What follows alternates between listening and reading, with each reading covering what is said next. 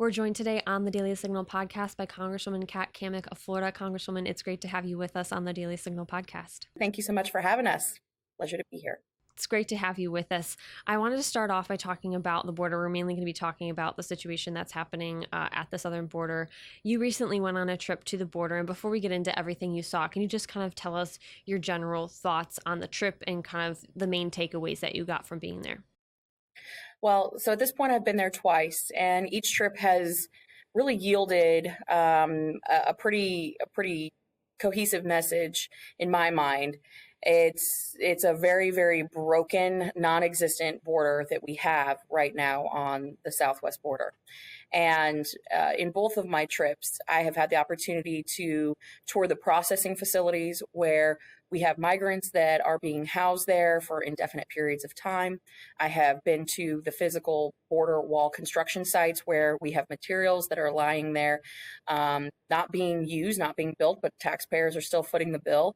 I've been to the communities that are right there on the border that are impacted both from the lack of construction of the wall, which actually acts as a levee to protect them from flooding, but also for, talking to them about the influx of individuals that come through their neighborhoods at all hours of the day, all the way down to, the migrants themselves and the horror stories that they have experienced on their journey to the United States.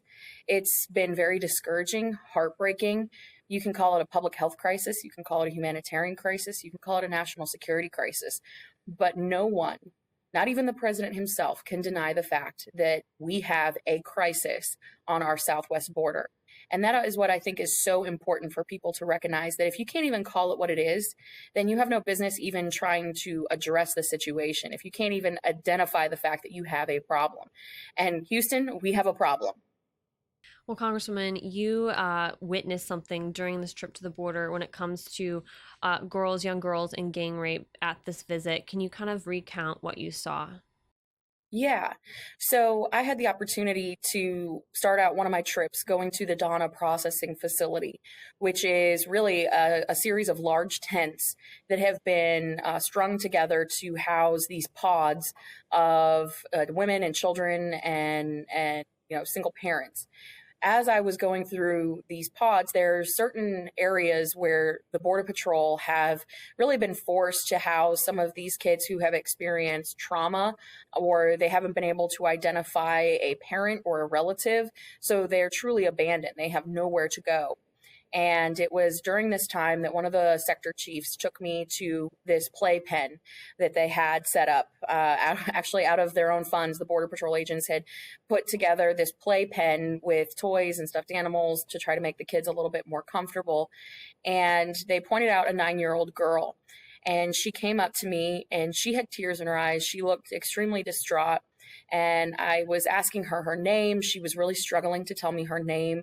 I asked her where she was from. And I kept hearing this really broken crackle. And I asked the Border Patrol agent, I said, is she just very upset? What's going on? And he pulled me aside and he said, "Ma'am, we found this young girl in the fields. She was being gang raped by cartel members, and she had been screaming so loud for so long that her vocal cords had given out." This is a 9-year-old girl who had been recycled by the cartels, meaning they are children that are sent along to escort single adults to the border so that they can get through the processing, because they don't run biometrics on children under the age of 12. So up until that point, they can recycle these children. Well, a lot of these children are getting sexually assaulted and abused. And when I asked the agents how many of these young girls are being abused on these horrific journeys, they said at least 60%, if not the vast majority.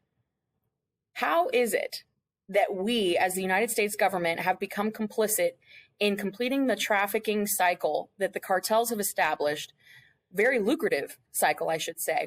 Because what we're doing is we're not penalizing them. We're not going after them. We're taking in these victims and doing the very best that we can, but we can't even identify this whole thing as a crisis. So really, at this point in time, President Biden isn't President Biden to me. He's trafficker in chief, because he knows what's going on at the border. I know because the Republican conference, we compiled all of our findings together and we sent it to the White House and to our so-called border czar. And they know from firsthand testimony and through videos and photos and written testimony that we have collected in our trips to the border that these are real situations. Just when I was there, I had been there, and a 16-year-old gave birth to twins right there on the banks of the Rio Grande Valley River. It is unconscionable what we are seeing unfolding on the southwest border. And I think it's heartbreaking that these young kids are being used as pawns for the cartels to make money and to really shepherd people across the border because they're using our own laws against us. They know the systems better than we do. And every time we make a modification or a change, they know, and they know who to send and when to send them. And as I've said before, it's a great day in America if you're a member of the cartel because you're making money over fist. And that doesn't even include the narcotics that are coming across. But the human lives that will be destroyed because of the inaction of the United States government is an abomination. And it's time that we step up and take action once and for all. Well, on that note, I wanted to ask you about the rhetoric we've been hearing.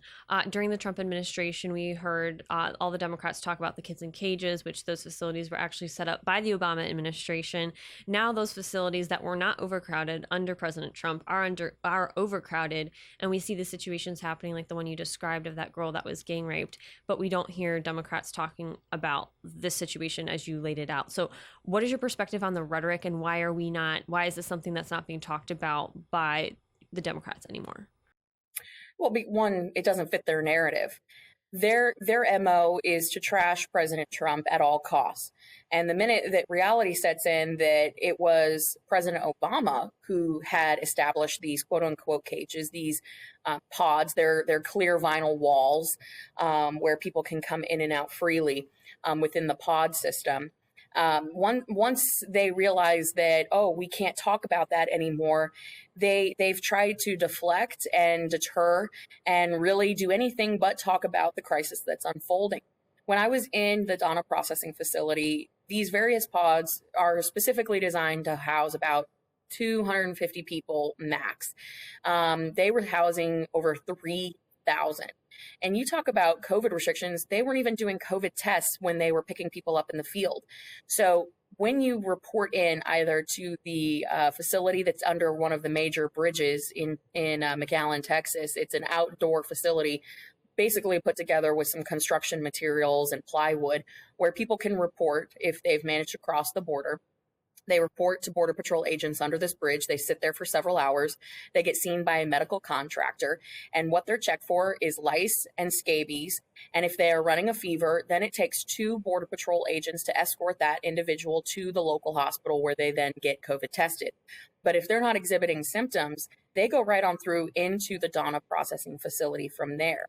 So again, you don't see AOC standing in an empty parking lot, staging a photo shoot where she's fake crying because it doesn't fit the narrative. She could never in her world do that because she would be slamming her own president. And we all know that this is not a Republican problem. It's not a Democrat problem. This is an American problem. This is our national security at stake here. And if we're going to continue to be a country of law and order and upholding the rule of law, we actually have to enforce the laws on the books. But again, this is all a fundraising, tool for the Democrats. They want to slam Trump. They made an incredible amount of money on President Trump, slamming him over and over and over again for doing the very thing that the American people wanted. But now we have a situation where, the facts don't support that narrative anymore. And so how are they going to raise money off of it? Well, they're just going to continue to deflect and drive a new narrative that is bringing up all the bad things from the past, or so-called bad things from the past, while inadvertently, or purposely, I should say, purposely avoiding the reality and the facts as they stand right now. We talked about the situation of the child basically who was gang raped. Were there any other things from this trip that really stood out to you and were etched in your memory of things that you walked away with? Absolutely. I had a lot of interaction, personal interaction with a lot of these migrants. One that sticks out is a young girl that I met in the fields right outside McAllen. I was out with the Texas Rangers at midnight and we were patrolling the brush and came across a group that really hadn't come as a group, but they had managed to find each other in the brush. And it was two young teenagers, a brother sister from Guatemala, a son and a father. Their name was Eber and Isais, and then a man and his daughter who was 3 years old. She looked terrified. She couldn't tell me her name. The father was being pretty sketchy about the whole situation.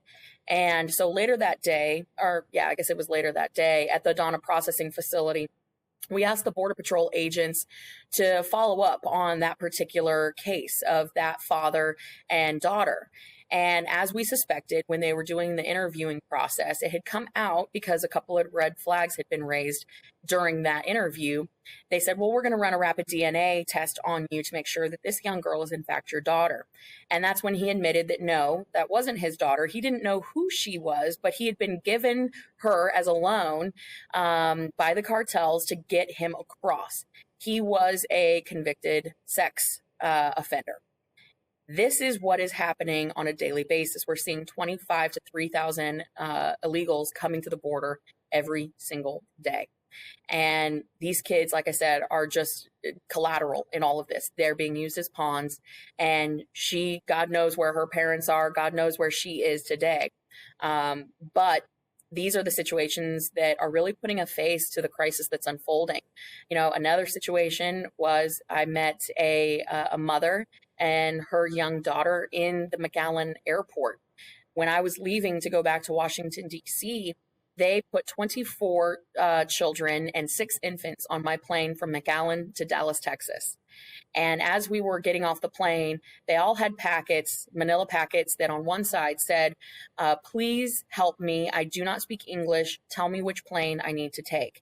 And then on the other side of the manila envelope, it was in Sharpie and it said their itinerary of where they were going. On the inside of the packet, because I asked one of them to please show me what was in the packet, it was their plane tickets and a notice to appear in English.